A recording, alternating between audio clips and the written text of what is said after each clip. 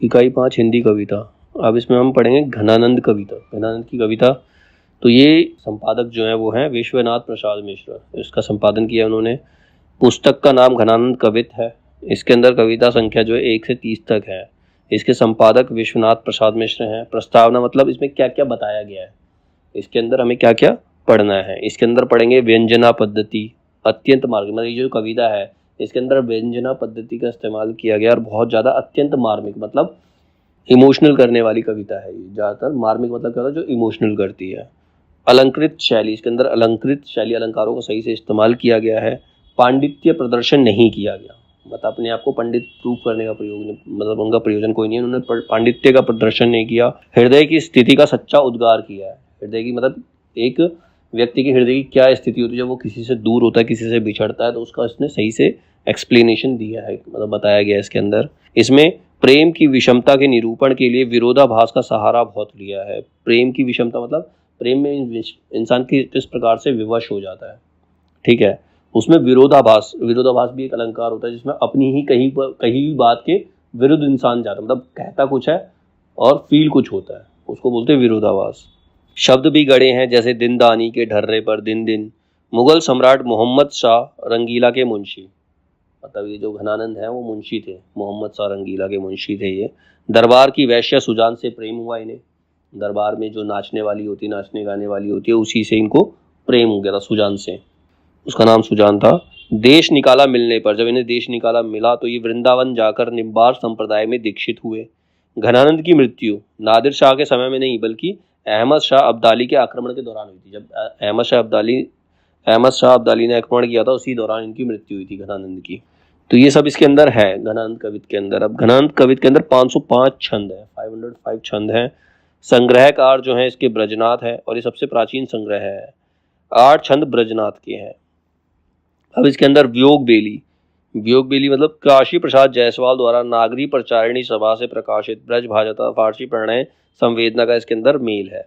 घनानंद कवित का नाम भ्रांति से सुजान सागर चल पड़ा, मतलब घनानंद कवित, इसका एक भ्रांति से मतलब मिसअंडरस्टैंडिंग की वजह से इनको सुजान सागर, इनके कवित का नाम सुजान सागर रख दिया गया, उसी के नाम से ये चला।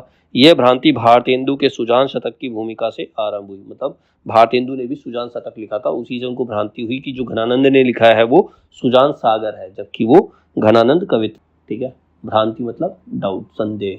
रीति मुक्त कवियों का रीतिवत कवियों से पार्थक्य भाव। रीति मुक्त कवि और रीतिबद्ध कवि। रीति मुक्त कवि क्या होते हैं, जो रीतियों से मुक्त होते हैं, उनके जो लिखने का, बोलने का, गाने का तरीका अलग होता है, वो रीति मुक्त काव्य होता है। रीतिबद्ध काव्य जो पुरानी रीति के अनुसार ही चलते रहते हैं, उनके बीच में डिफरेंस किया गया है। शैली एवं भाषा सभी में दिखाई देता है।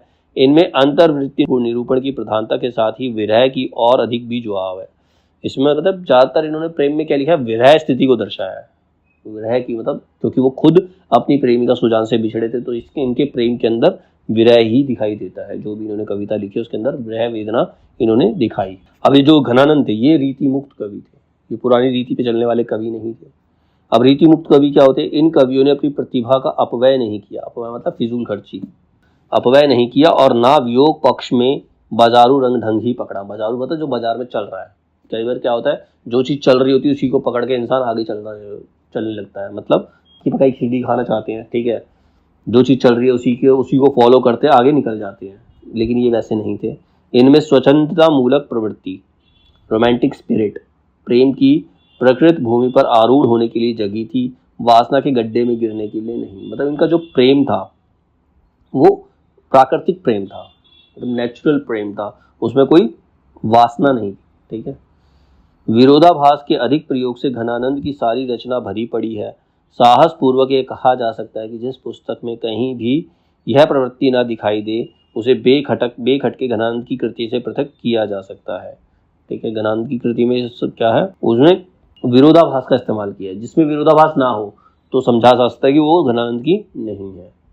और जहां यह प्रवृत्ति दिखाई दे, विरोधाभास की प्रवृत्ति दिखाई दे, उसे निसंकोच इनकी कृति घोषित किया जा सकता है कि ये घनानंद ने ही लिखी है। घनानंद ब्रजभाषा के तो पूरे जानकार थे ही, उन्हें ब्रजभाषा की पूरी जानकारी थी। भाषा की गति को भी भाव के अनुकूल मोड़ सकते थे, मतलब भाषा की गति को मतलब अपने भाव के अकॉर्डिंग भाषा बदल लेते थे ये घनानंद जो थे, ठीक है। ये ब्रज भाषा प्रवीण और भाषा प्रवीण दोनों ही थे, इन्हें ब्रज भाषा में भी अच्छा ज्ञान था और दूसरी भाषाओं का भी अच्छा ज्ञान था। तो ये घनानंद के बारे में इसके अंदर बताया गया है। अब आगे इनकी कविताओं की कुछ पंक्तियाँ आएंगी अलग अलग, उसको पढ़ना है।